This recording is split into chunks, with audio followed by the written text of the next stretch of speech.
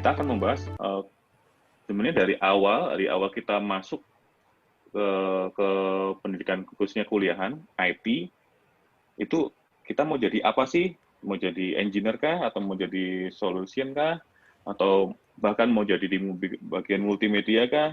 Nah, itu kalau bisa jangan salah masuk. Nah, banyak yang fenomena di mana semester 2 itu tiba-tiba pindah jurusan, tiba-tiba nggak kelihatan atau bahkan malah DO keluar karena nggak cocok dengan jurusannya. Nah, itu kita akan coba akan ulik di situ.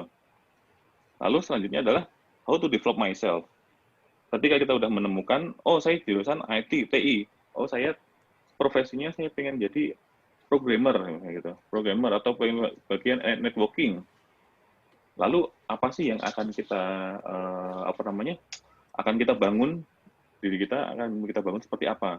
Jangan sampai kita mau jadi networking tapi dalam kenyataannya dalam perkuliahannya kita malah sibuk misalkan ngeband tanpa lulus terus lupa kuliah. Nah, itu kan di luar melenceng jalur. Nah, itu kita akan bahas di situ. Nggak ada salahnya ngeband tapi setidaknya ada posisinya. Nah, kita akan ngulik di situ juga. Lalu selanjutnya adalah akademik berbanding dengan industri. Nah, apa gap-nya? Nah, ini sebenarnya udah sangat lama ya. Ini hal yang sering diperdebatkan, diperbincangkan bahkan dari negara terbelakang sampai negara maju pun ini masih menjadi perhatian khusus yang harus menurut saya harus diselesaikan juga. Nah, kita nggak akan menyelesaikan juga sebenarnya, tapi kita akan melihat bagian mana aja yang ini akan menjadi gap, sehingga ya kalau misalnya kita nggak bisa menyelesaikan secara besar, minimal diri kita sendiri akan tahu sebenarnya secara akademisi apa yang dipelajari dan apa yang akan dibutuhkan di industri. Itu sering sekali missing poinnya di situ. Jadi ketika lulus, oh saya udah belajar ini, saya merasa pintar, ternyata di industri, oh ternyata saya belum bisa apa-apa. Nah, itu jangan sampai seperti itu, gap-nya jangan terlalu tinggi. Oke. Nah, dan tentu saja akhirnya kita akan mencapai apa yang kita inginkan. Jadi misalnya jadi programmer, terus kita akan challenge apakah akan jadi programmer terus atau seperti apa. Nah, seperti itu kita nanti akan coba explore lagi. Oke, lalu aturan podcastnya bisa dibaca. Semua pembicara mungkin menyampaikan materinya terlebih dahulu ya, supaya kita dapat insight-nya apa aja yang dibahas. Lalu untuk sesi diskusi beda dengan webinar, ini nggak akan selesai dulu baru kita akan bahas, baru akan ada sesi tanya jawab, enggak.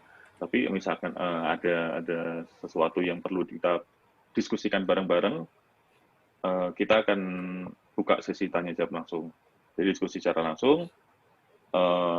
Kalau podcast enaknya sih ini ya, saya rekomendasikan untuk ngobrol langsung ya.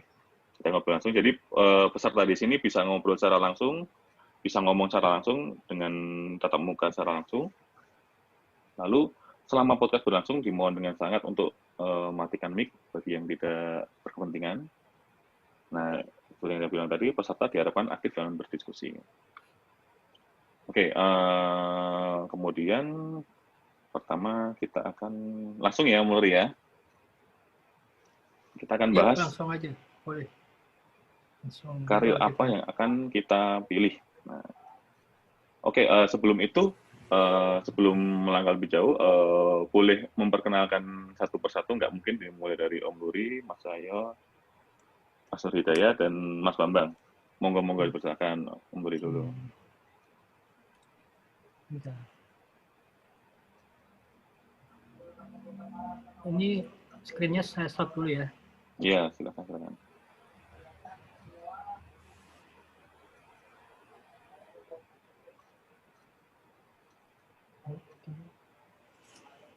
Oke, sudah tampak ya. Oke, semuanya. Assalamualaikum warahmatullahi wabarakatuh. Waalaikumsalam warahmatullahi wabarakatuh. Ini sesi kita perdana buat podcast ngobrolin ya tentang di dunia IT, terutama untuk bidang bagaimana kita berkarir. Baik nanti ada startup, di komersial, enterprise, atau entrepreneur sendiri. Sebelumnya,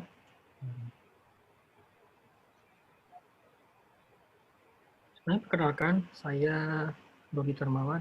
Ini maaf, ada yang di antrian, saya nggak bisa approve. Oke, ada yang di antrian meeting room, sementara nunggu dulu ya. Saya Dodi Dermawan, selama ini sebagai penggemar teknologi dalam bidang apapun, baik development, research, bahkan dulu mulai dari networking. Latar belakang sendiri, saya sendiri adalah founder Carik. Carik ini adalah salah satu bot, engine bot yang ada di beberapa sosial media, termasuk misalkan di Facebook Messenger, di Telegram, di Line, di WhatsApp, bahkan di Instagram dan Twitter juga ada. Kemudian saya bantuin Om Cahyo di Ajaro sebagai coach di sana dengan beberapa tim kecil yang kita coba bangun. Kemudian di awal pandemi ini, saya mencoba membuat sesuatu, company baru yang bergerak tentu bidang IT bersama teman-teman, namanya Catka. Ini kurang lebih versi komersialnya Carik. Jika Carik kita adalah itu freeware-nya open source. Nah, Catka ini adalah versi komersial dari Carik untuk company, untuk banking dan sebagainya. Kemudian ERP ID, ya, namanya memang ERP, memang kita bergerak di bidang enterprise. Ini company yang dibangun oleh Mbak Afisa sama Mas Yadi, sementara saya cuma bantu sebagai teknologi di sana. Kemudian yang terakhir ini adalah kios.com, ini company kecil yang pertama kali saya bangun sekitar tahun 98. 98-99 cukup lama sampai sekarang, ya walaupun tersyok-syok, tapi masih berjalan. Kemudian kontak saya bisa di Facebook, ada email, ada GitHub, ada LinkedIn saya, dan bisa di Skype. Kemudian selama ini apa sih yang sudah saya bangun? Ini semua yang saya tampilkan di sini adalah aplikasi freeware dan open source yang sempat saya bikin. Dari sekitar berapa tahun ya, mungkin sekitar 14-15 tahun yang lalu. Sampai sekarang ada sekitar 10 aplikasi. Kalau dihitung rata-rata mungkin tiap 2 tahun sekali saya bikin 1 atau 2 app untuk freeware dan open source. Ada namanya Dongkrak, ada Dingklik, SMS Me, Crowd, Tukang Ngomong, Telekios, Aksi IDE, Fastplash, Simple AI, dan terakhir kemarin adalah Cari. Mulanya memang kelihatannya aplikasinya open source freeware. Tapi justru dari sini bisa jadi suatu company atau digunakan oleh company lain. Sudah banyak kita alamin, bahkan saya alamin dari aplikasi yang sederhana, ternyata membuat karir saya naik. Contohnya adalah salah satunya Aksi IDE. Ini adalah editor untuk developer, baik PHP, Python, C, bahkan juga Pascal. Sementara ada orang melihat aplikasi ini, yuk kamu sama saya di company ini. Wah, itu surprise buat saya, sangat suka sekali. Kemudian tukang omong, ini adalah text to speech, di mana kita merubah dari teks bahasa ke dalam bahasa Indonesia suara. Pada masa itu belum ada, dulu adanya dalam bahasa Inggris yang ada di mesin speech engine-nya Microsoft, saya lupa namanya. Dan untuk tukang ngomong ini saya pakai engine Brola. Ini buatan dari salah satu profesor di ITB, Ari Ahmad Rahman, kalau nggak salah nama. Dan itu adalah cikal bakalnya Carik sekian belas tahun kemudian. Ini Carik, suatu bot yang kalau Om Bambang bilang bot like human, ini quote yang berasal dari beliau, saya pakai hingga sekarang. Yang tagline-nya adalah ketika ada saat dibutuhkan. Ada di Facebook Messenger, Telegram, Line, Skype, Slack, ada di WhatsApp, Instagram, dan juga Twitter. Oke, demikian perkenalan dari saya, Om Tigor. Terima kasih. Oke, mungkin langsung ditunjuk aja Om Luri siapa yang mau selanjutnya. Langsung ke Om Cahyo nih, yang tidak ada videonya. Silakan Om Cahyo. Assalamualaikum warahmatullahi wabarakatuh. Waalaikumsalam. Perkenalkan, nama saya Paulus Sangko. Saya founder Ajaro. Itu sama-sama dengan Om Luri juga kita dirikan Ajaro. Maaf Om Cahyo kurang keras atau mungkin kurang dekat mic-nya. Halo? Udah belum? Kurang dekat dengan mic mungkin. Halo? Ya, sip. Udah? Ya, Oke. lanjut. Nama saya Sasongko. Kebetulan saya mungkin orang yang kerja di IT, tapi bukan lulusan IT gitu loh. Orang yang nyeleneh gitu loh. Banyak ketemu dengan teman-teman hebat di komunitas seperti Om Luri, Om Tigor, Om Nur Hidayat, Om Bam, dan kita aktif di komunitas. Dari keaktifan di komunitas itu, kita ada keprihatinan. Kenapa kok dunia IT kita seperti ini? Dan dari keprihatinan itu, saya dengan Om Luri dan teman-teman di komunitas, ada beberapa teman gitu, teman yang juga peduli dengan dunia pendidikan kita. Akhirnya kita mendirikan Ajaro.id.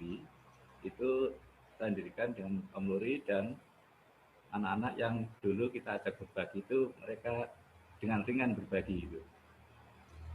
Kalau karir di lain, saya ada perusahaan lain yaitu Penur.id, itu lebih bergerak ke arah UMKM. Kalau Ajaro.id itu lebih ke pendidikan, Penur.id itu ke solusi ke arah bisnis UMKM. Ada lagi yang saya dirikan, satu lagi itu lembaga keuangan syariah, itu juga sebagai sarana ekspresi kita bahwa IT itu bisa di mana-mana. Mungkin nggak banyak yang perlu saya kenalkan, itu dulu.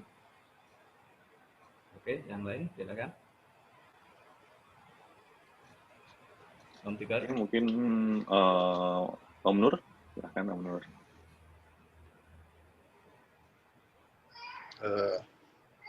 Assalamualaikum warahmatullahi wabarakatuh. Salam sejahtera teman-teman yang Waalaikumsalam. hadir. Itu Om Nur background-nya mirror ya? Oh, terbalik ya?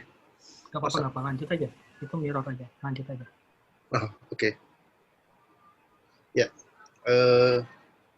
jadi seperti diperkenalkan sebelumnya, nama saya Nur Hidayat, tinggal di Depok. Istri saya 3 anaknya. Sehari-hari, istri saya 1, anaknya 3. Sehari-hari aktif di software development, terutama enterprise ya. Mungkin nanti kita akan bahas seperti apa. Saat ini menggunakan bendera Arung Ruang dan Kode Factory. Nah, jadi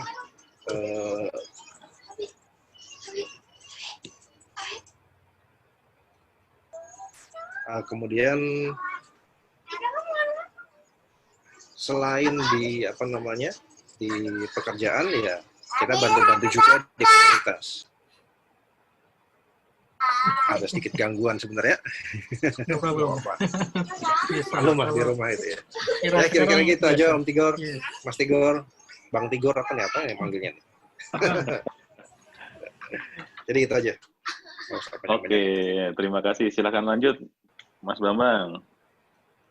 Halo, Assalamualaikum warahmatullahi wabarakatuh. Waalaikumsalam. Perkenalkan, nama saya Bambang Wahyudi, yang mungkin kerap dipanggil sama teman-teman adalah Mas Bam. Sebenarnya saya bangga nih ketemu dengan teman-teman yang hebat benar. Yang apalagi guru saya tuh, yang hurufnya awalannya L. Wah, guru saya itu hormat, Mbah. Hormat. Oh, hormat juga Bapak Kepala Sekolah. Saya sehari-hari masih freelance juga di kontrak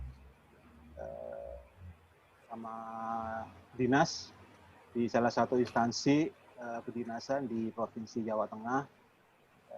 Sebenarnya sama sih, sama teman-teman juga create terus maintenance suatu sistem. Nanti kita diskusi lebih jelasnya. Kalau mau menghubungi saya atau apalah, tanya-tanya selama saya bisa ya. Bisa di Facebook saya, bisa di WA, boleh ya? Enggak boleh. Nanti dah kalau mau di ini aja di Facebook. Bang Tigor, lanjut aja udah biar lebih lama diskusinya. Oke, terima kasih Mas Bam. Oke, kita akan nyoba masuk ke yang ini ya, pertama tadi ya. Karir apa yang akan dipilih. Nah, ini kayaknya nih yang cocok ini, saya bebas nunjuk ya ini ya. Enak ya, Mas, kan enak, bebas nunjuk ya. Oke, mungkin yang bagus ini, mungkin Om Nur ya. Saya ada topik yang menarik nih. Kan sebenarnya kalau kita mau masuk kuliah itu kita pasti akan lebih baik menentukan profesi apa yang akan kita kerjakan. Kan beda ya antara SD, SMP, SMA itu kan kita masih bisa santai. Ketika kuliah itu kan kita menentukan apa yang akan digeluti untuk dunia kerja. Nah, sebenarnya di IT itu apa aja sih lapangan kerjanya apa aja sih, Om Nur? Kan yang kita tahu mungkin IT ya programmer, udah itu aja kan. IT programmer, mentok-mentok ya jaringan. Nah itu sebenarnya apa aja sih kalau di enterprise itu? Monggo, Mas Bam, Mas Nur. Oke. Yang pasti ketika kita memang mau bergelut di dunia IT ya harus lulus S3 dulu lah. Di SMP SMA gitu ya. Jadi ya benar ya, minimal harus S3 dulu, SD, SMP, SMA lulus. Tapi memang dunia IT itu udah berubah banyak banget. Kalau zaman awal aku masuk kuliah,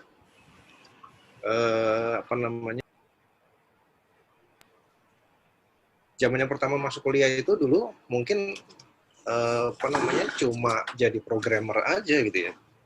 Lowongan IT itu mungkin nggak banyak, belum sevariatif sekarang itu. Dulu ya cuma jadi programmer atau jadi manager atau jadi itu aja. Tapi kalau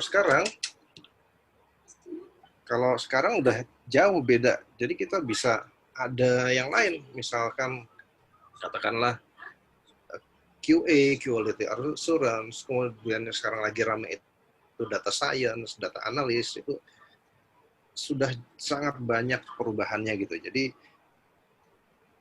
kita mesti ngikutin, memang mesti upgrade terus gitu ya. Jadi sekarang makin spesialisasinya makin itu. Kalau zaman dulu, ya kita tahu sendiri lah, yang namanya IT itu mulai dari benerin TV sampai benerin handphone juga harus bisa gitu kan. Sampai nagih juga, Om. Nah, itu mulai benerin install laptop, benerin printer, itu zaman dulu seperti itu tuh, yang namanya IT itu. Tapi kalau sekarang sudah spesialisasi sekali. Nah, tergantung kita minatnya kemana, itu cari dulu minat kita seperti apa. Monggo, mungkin yang lain ada yang mau lanjut. Monggo, Om Nuri misalnya mau lanjut. Monggo. Ya, sama dengan Om Nur tadi. Jadi kalau dulu kita taunya orang IT development dalam bidang hal apapun. Dari betulin komputer, dulu komputer kan belum ada laptop, bukan mesinnya, bahkan di kanibal, di IC-nya dibongkar diganti yang lain, termasuk juga betulin AC, betulin televisi, hampir semuanya jadi satu. Mungkin itulah yang menyebabkan kenapa stigmanya sampai sekarang terbawa sampai di situ. Orang IT kok nggak bisa betulin AC gitu. Karena sekarang spesifikasinya udah beda. IT aja udah bermacam hal. Contohnya tadi data science, QA yang disebutkan Om Nur. ada DevOps, nanti ada software sistem arsitek, ada board engineer, dan sebagainya. Itu banyak sekali variasinya.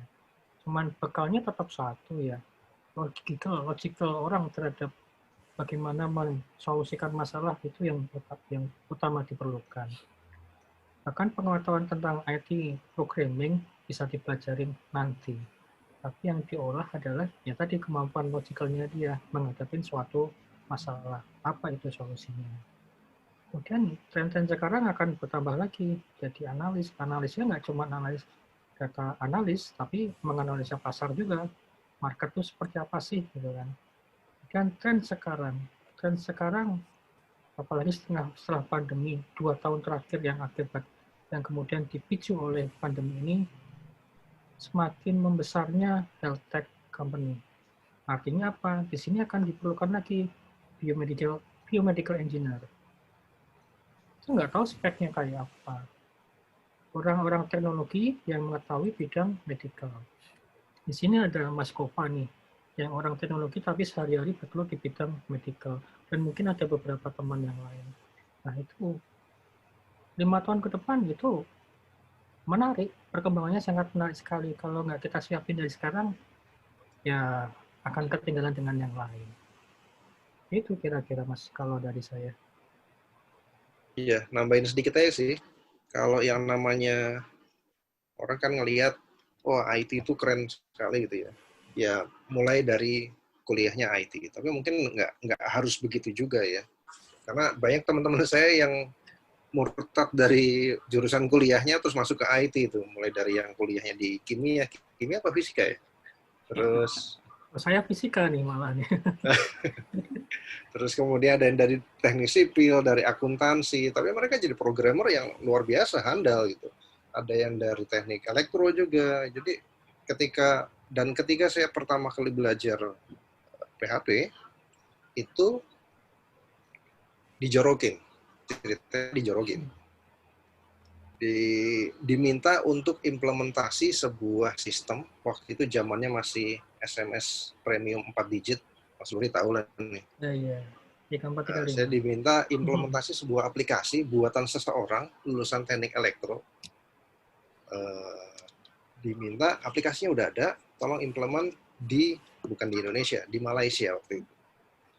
Bahasanya PHP, waktu itu belum pernah sama sekali nyentuh PHP, akhirnya ya mau nggak mau belajar. Tapi dari situ saya ngelihat ini lulusan elektro, tapi programnya luar biasa. Dia aplikasi yang dibuat itu sangat terparameter. Jadi ketika saya mau mencolokin ke operator tertentu, saya cuma perlu bikin satu buah file untuk menghandle operator itu. Kemudian ketika mau dikonekkan ke operator yang lain, saya cuma perlu bikin satu file yang untuk menghandle komunikasi dengan operator itu. Jadi sangat modular aplikasi yang dibuat. Padahal dia bukan lulusan IT. Tapi itu memang jadi programmer ya, developer. Tapi ketika kita mau scope yang lebih luas, barangkali kita butuh skill yang lebih banyak ya. Tapi memang minimal awalnya memang problem solver. Seberapa mampu kita membuat sebuah solusi terhadap masalah yang dihadapi oleh kita atau oleh klien kita. Nah, itu yang penting di situ memang. Nah, di situ ketika dia bisa jadi problem solver, kemudian dia juga seorang yang fast learning, harus bisa belajar dengan cepat, beradaptasi dengan teknologi yang baru, nah, otomatis dia akan bisa berkarir lah di dunia IT. Kayak gitu lah kira-kira ya. Setuju sekali. Oke, mantap. Berarti kalau saya simpulkan ini sebenarnya IT itu berkembang sesuai dengan zaman ya, kebutuhan ya. Kebutuhan kita ya, semakin kita berkembang, bisnis kita berkembang, maka IT itu semakin berkembang juga ya, seiring ya hebatnya ya. Kalau sekarang di jurusan itu kan cuma ada kayak dikit ya, kayak banyak juga sih ya. Kayak saya baru tahu kayak di BINUS saja ada jurusan game juga, di development juga ada tuh. Nah itu jurusan TI dan SI yang terkenal itu kan. Kalau dulu kan TI ya engine network gitu kan, TI kan kebanyakan network terus dan lain-lain, terus SI kan ya enterprise gitu. Tapi kenyataannya memang pas masuk ke dunia kerja ini agak bias ya, kita masuk SI tiba-tiba jadi di networking, kita masuk TI tiba-tiba coding, bikin aplikasi akuntansi gitu. Buatnya jadi bias ya. Tapi menurut saya lebih baik dari awal tuh kita patok ya kita pengen apa. Jadi biar kita secara spesifik mengembangkan itu. Kalau saya dulu memang dari awal saya pengen bikin sistem, sama saya bikin informasi, makanya saya masuk ke MI, saya D3 dulu, manajemen informatika, terus masuk ke SI. Ini mungkin S2-nya juga akan masuk ke itu juga ke SI itu apa ya? MI ya, MSI ya. Nah itu, jadi saya juga pengen katakan bahwa IT itu sebenarnya sangat dinamis, bisa berkembang, apalagi ya seperti yang Om Luri bilang, masa-masa pandemi ini perusahaan dituntut untuk berkembang jauh, berubah, cara bisnisnya berubah, sehingga IT-nya juga otomatis langsung mau nggak mau dipaksa untuk berkembang secara ibaratnya gimana, prediksi perkembangan IT 5 tahun ke depan tuh kayaknya langsung dipaksa sekarang. Misalnya kayak remote working, mungkin banyak yang remote itu, kerja remote tuh banyak ya, tapi begitu pandemi, semua dipaksa kantor itu harus support untuk remote working. Itu yang menarik bagi saya, yang menarik di situ. Dimana yang nggak siap mungkin ya kelabakan ya. Untuk bisnisnya juga berubah, sangat berubah lah. Oke, mungkin kalau mau ada yang nambahin teman-teman di partisipannya, silakan monggo langsung raise hand aja ya mungkin ya, raise hand atau langsung buka diskusi aja. Mungkin kita ada yang lain apa enggak? Kalau Ya, nggak ada kita lanjut halo. ya. Halo. Ya, halo. Ya. Sering-sering bebas ya. Halo. Halo. Iya, Mas Kofa gimana Mas Kofa? Acara sering-sering bebas ini ya. Ya betul. Iya betul. Saya ingat waktu pegang proyek pemasangan replacement ya, replacement jaringannya ini Speedy ya waktu itu, dari tembaga direplace ke FO jadi triple play itu ya. Itu kebetulan saya handle Jabodetabek, Bogor, Tangerang, di beberapa bagian Jakarta, sama di Cikarang ya, di MM 2100. Itu ada, ya mungkin ini ada kaitannya sama yang diceritakan Mbah Nur tadi, implementasi IT ke teknologi elektronika ya. Itu saya bikin aplikasi, itu dibikin paling cuma 2 jam ya kalau nggak salah, 2 jam atau 4 jam. Itu sama mereka dibeli 450 juta. Cuma 2 jam, antara 2 jam 4 jam. Itu kenapa bisa mahal seperti itu? Itu karena manfaatnya. Jadi seperti ini, itu ada perangkat.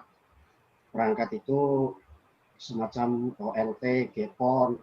Itu kan harga per unitnya bisa sampai 10 M ya. Paling murah 2 M. Nah itu, mereka kalau manual itu 2 perangkat itu bisa dikerjakan 2 minggu. Tapi pakai aplikasi saya itu dibalik, 2 jam bisa dapat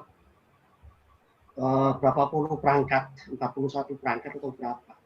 Jadi itu aplikasi dia cuma upload file Excel yang sudah ada nomor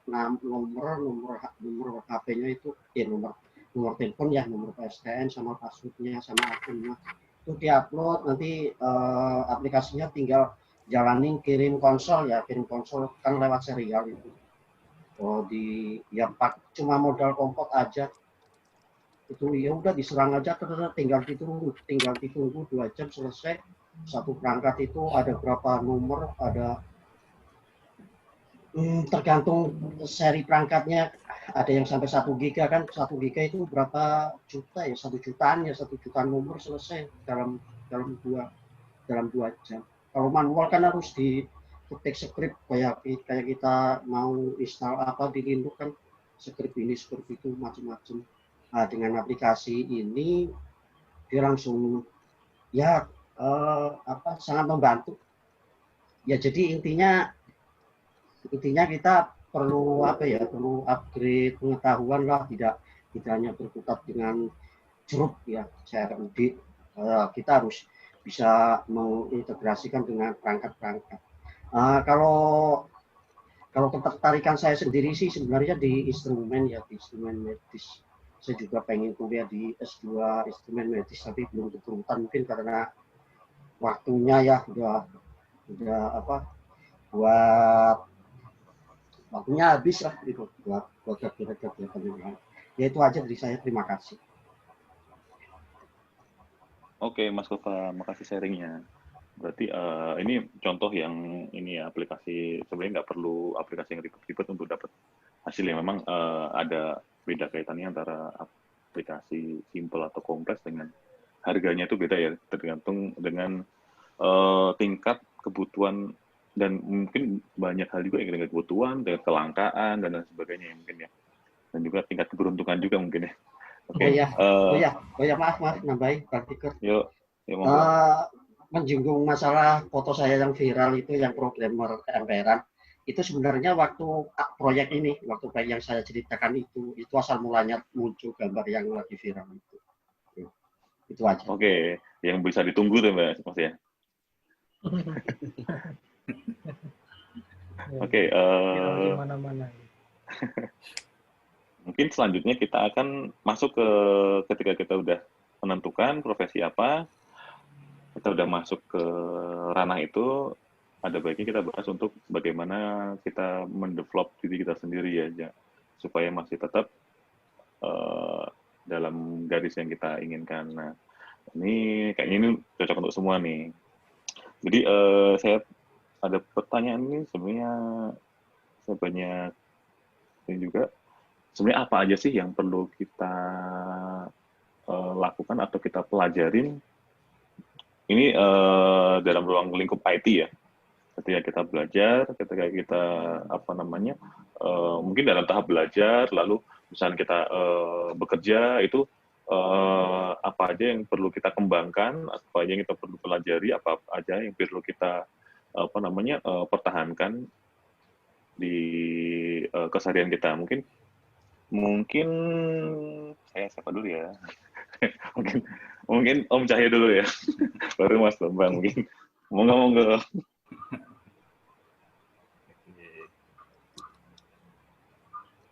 Halo semuanya.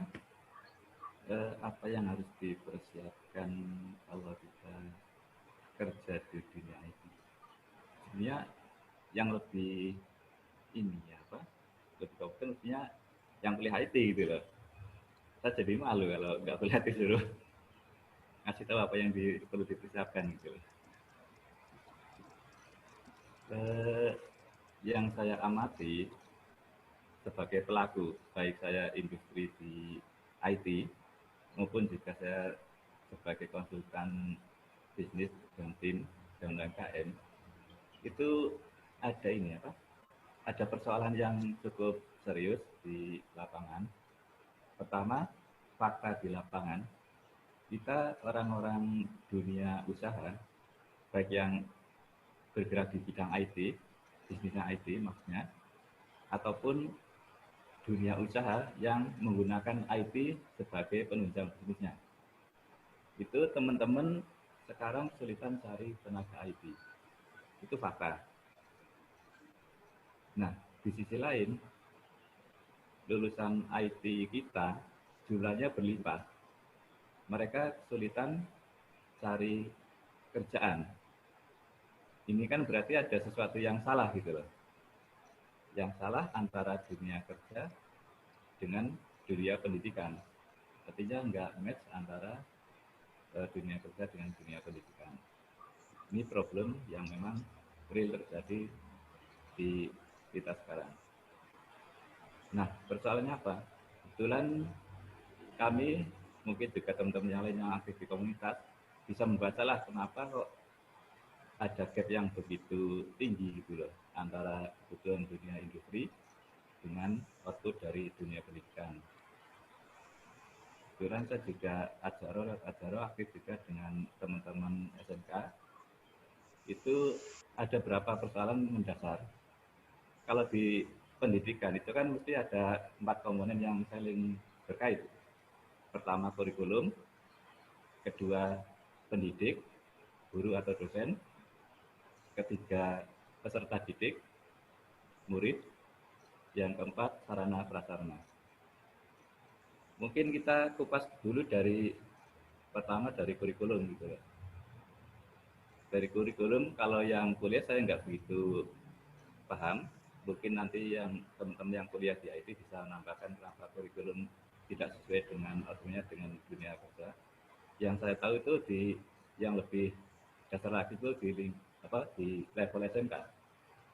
Kurikulum itu sangat-sangat jauh dari kebutuhan di industri.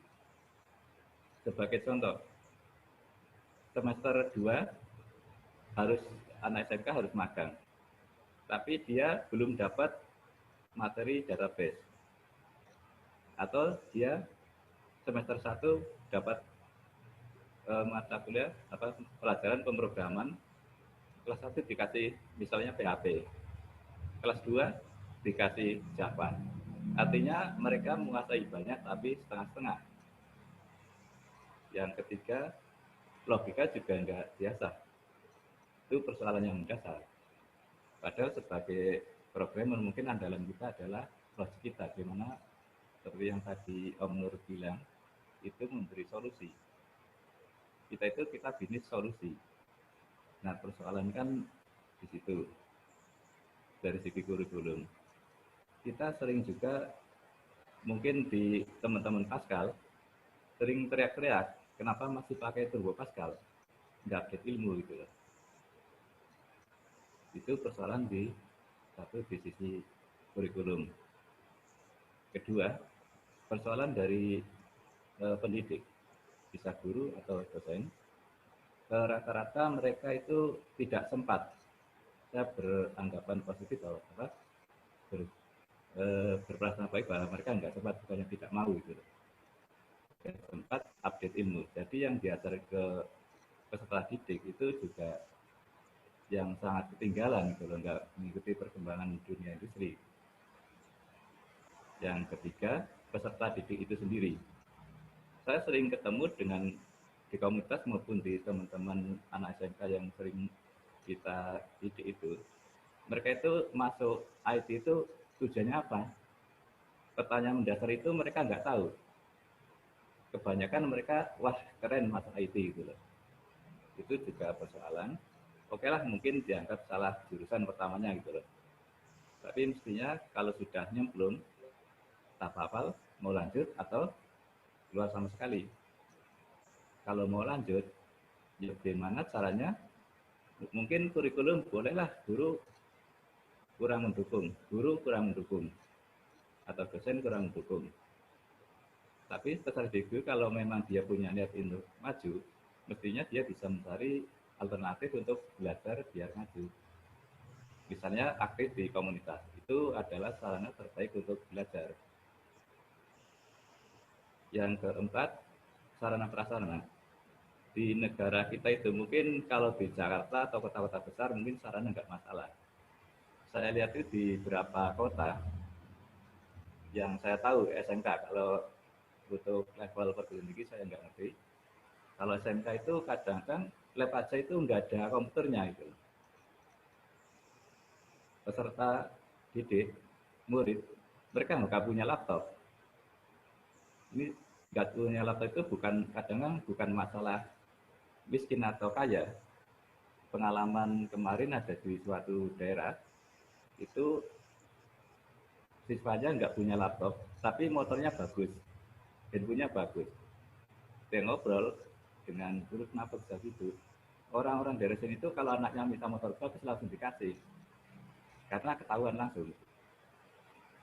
Nah, bagi teman-teman itu relatif bahwa kondisi pendidikan kita seperti itu.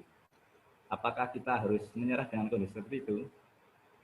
Tergantung niat kita. Kalau kita memang ingin maju, sebagai contoh lah seperti Mas Gopal, Om Luri, bukan kuliah IT, tapi bisa jadi programmer, jadi berkarir di bidang IT sampai pada puncak nanti. Artinya, yang perlu dipersiapkan pertama itu kalau mau kerja di IT, itu pertama etika, tingkah laku, dan semangat. Itu modal utama, passionnya.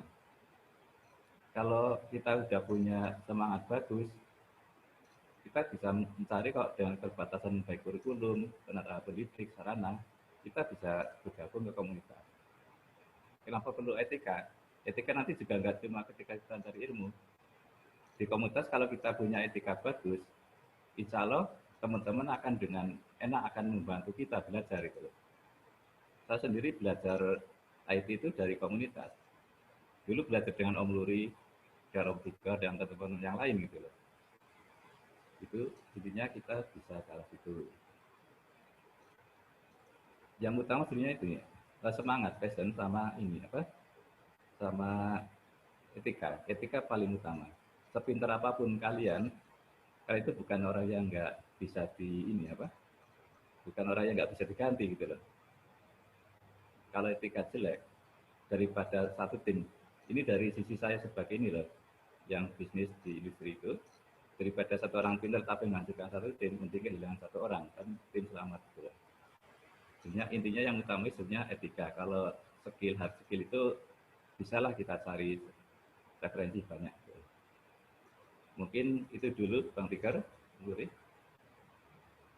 Oke, mungkin saya yang menarik tadi etika ya, Mas saya.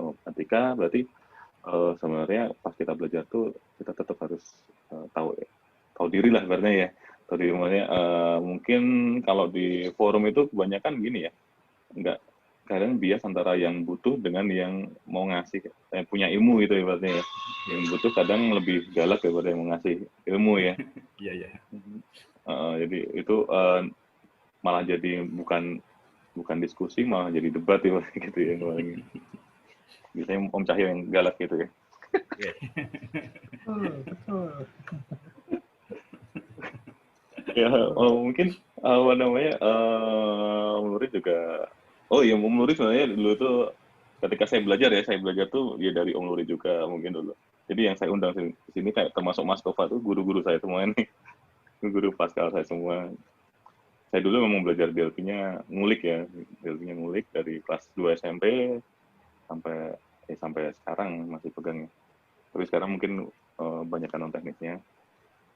Itu zaman belum ada internet yang memadai, jadi saya dari toko buku satu ke toko buku lain, nanya-nanya, terus dilempar kemana-mana, sampai akhirnya dimarah-marahin ya. Ibaratnya ya saya sabar aja lah, walaupun gimana-gimana ya, ibaratnya saya butuh tuh berarti saya mau apa namanya ya harus nerimo lah, ibaratnya nerimo untuk dimarah-marahin, nerimo untuk dikucilin, ibaratnya sampai kucilin sekalipun saya pernah sampai di blog, kemudian ya udahlah nggak apa-apa. Iya, Tapi ya. tapi kan sekarang jadi teman semua, jadi teman-teman yang saya ngajarin saya jadi teman semua, tetap jadi guru saya, tapi saya bisa ajak diskusi secara pribadi juga, itu lebih. Jadi menurut saya benar membangun etika itu lebih penting ya daripada ilmu. Sebenarnya ilmu etika tuh jauh lebih penting di depan dulu, kita di kedepanan dulu, baru kita bisa lancar. Ibaratnya kalau kita belajar, kita kosongkan dulu ilmu kita ibaratnya kita anggap diri kita kosong, jadi kita tanya sesuai ya, kita bisa masuk semua, ibaratnya bisa masuk semua. Jangan sok pintar duluan. Oke, mungkin ada teman-teman yang bisa nambahin mungkin. Saya setuju kok soal etika. Etika itu buat saya yang pertama saya nilai dulu. Tapi lihat goalnya orang ya. Kan kadang orang mencari partner, mencari tim, beda perspektifnya. Ada yang secara intelektual didahulukan, ada yang etikanya didahulukan. Dia pengen mencari, ada yang pengen mencari timnya orang-orang pintar semua kerjaan selesai. Soal hubungan sosial, bodo amat, atau dikesampingkan, atau nomor kesekian. Tapi buat saya, itu etika nomor 1. Karena yang perspektif saya membuat tim itu membuat suatu keluarga, di mana orang bisa saling komunikasinya nggak hanya pada saat kerja saja, tapi di luar jam kerja mungkin bisa malah jadi keluarga besarnya suatu tim. Di saat mereka sudah nggak ada di dalam tim, masih bisa berkomunikasi. Saya pernah mengalami kesalahan milih orang. Orangnya pintar sekali. Semua problem yang saya kasih itu solve sama dia.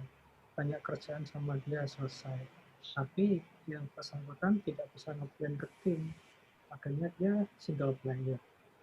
Pada kondisi tertentu itu mengganggu kinerja tim. Dia misalkan jadi pintar sendiri, tapi timnya tertinggal. Padahal yang mau dibawa itu kan tim. Karena tim bagian kecil dari suatu perusahaan. Dan bukan orangnya yang diangkat, tapi mesti timnya.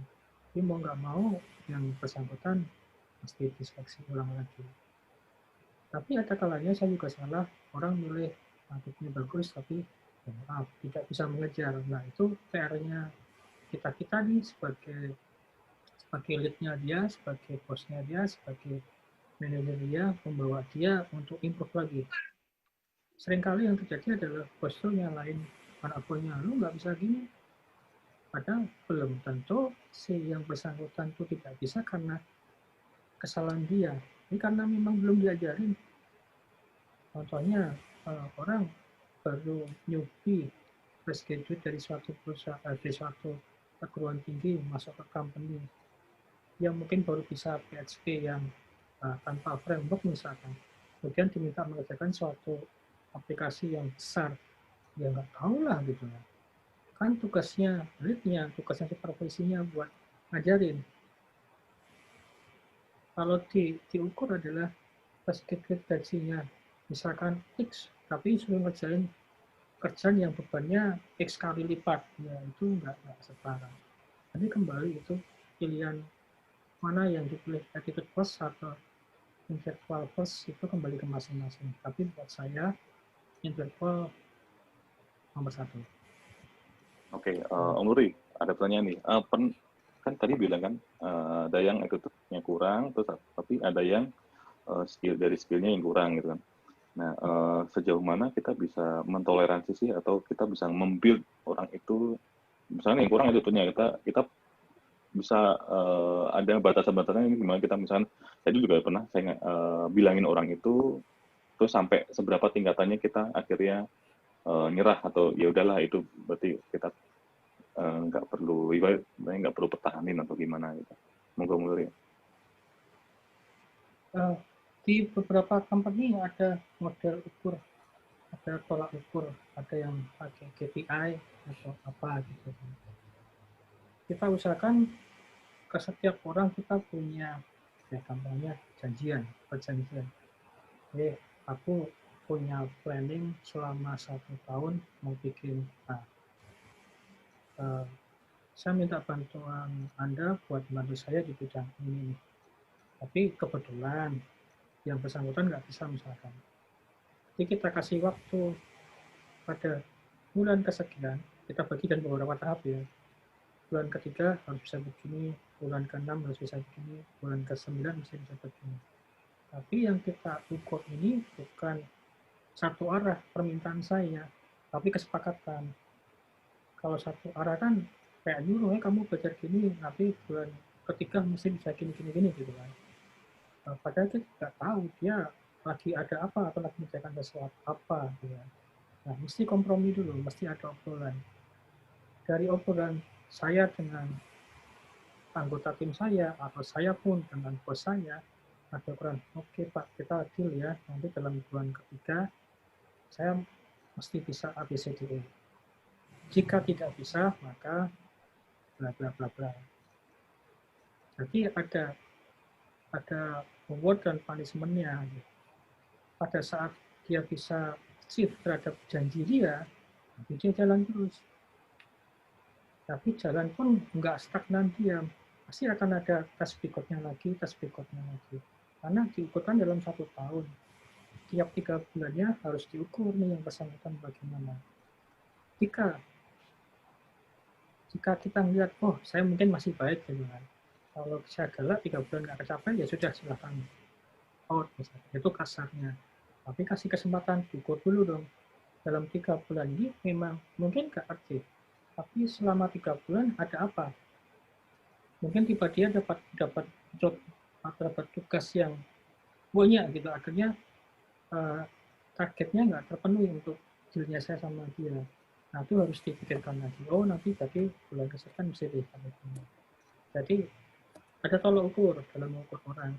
Jangan subjektif terhadap penilaian kita sendiri, tapi mesti ngobrol dengan yang bersangkutan. Karena kita nggak tahu mereka itu tidak bisa karena apa. Bisa karena yang bersangkutan sendiri, atau mungkin karena kitanya nggak ngajarin. Tugasnya kita sebagai lead ya ngajarin. Biasanya kan bos mencari orang yang gajinya murah kan, tapi nggak ngajarin. Kalau mau gaji tinggi ya lu harus pintar gitu kan. Tapi udah minta pintar gaji rendah. Itu kan dilema. Itu padahal di HR juga pasti ada slot budget untuk training.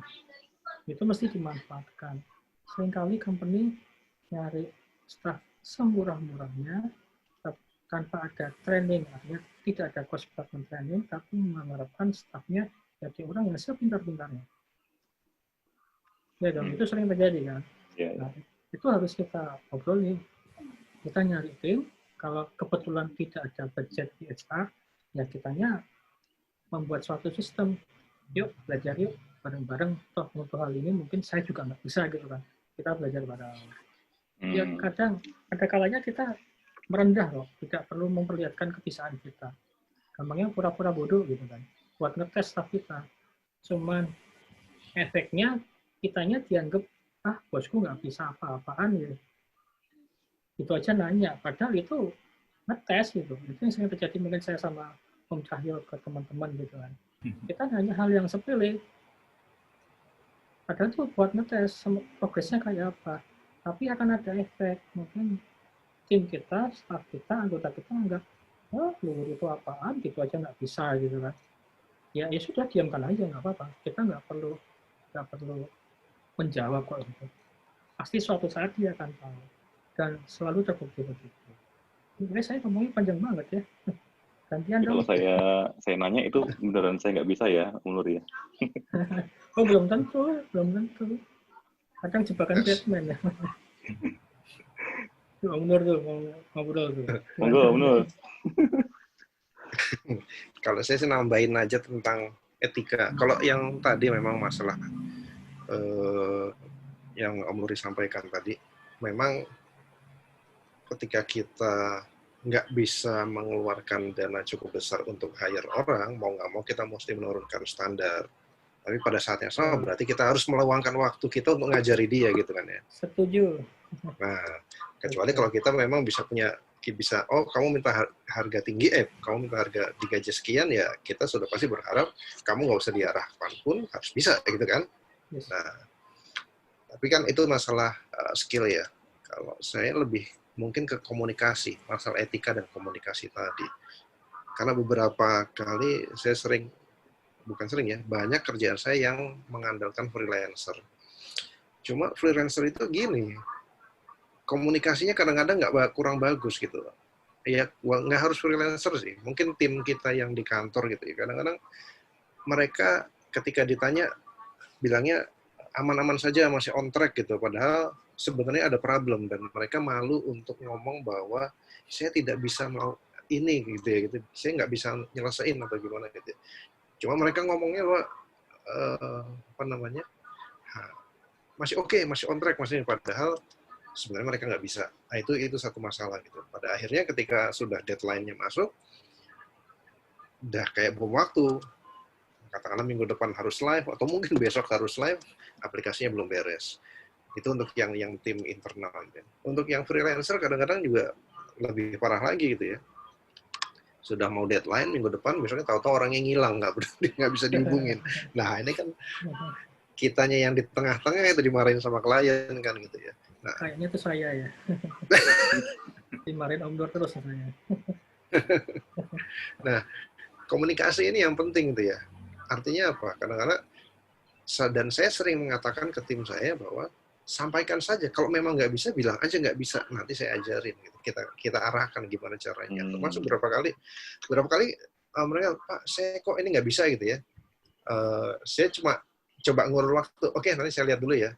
Pada saat itu saya cuma nyuri waktu, ngecek bagian kerjaan dia, dan pura-pura nggak tahu, dan cuma ngarahin dia, coba cek ini, coba cek itu. Padahal sebelumnya saya udah ngecek duluan gitu. Jadi saya udah punya alur apa yang mesti dikerjakan sampai problem itu selesai.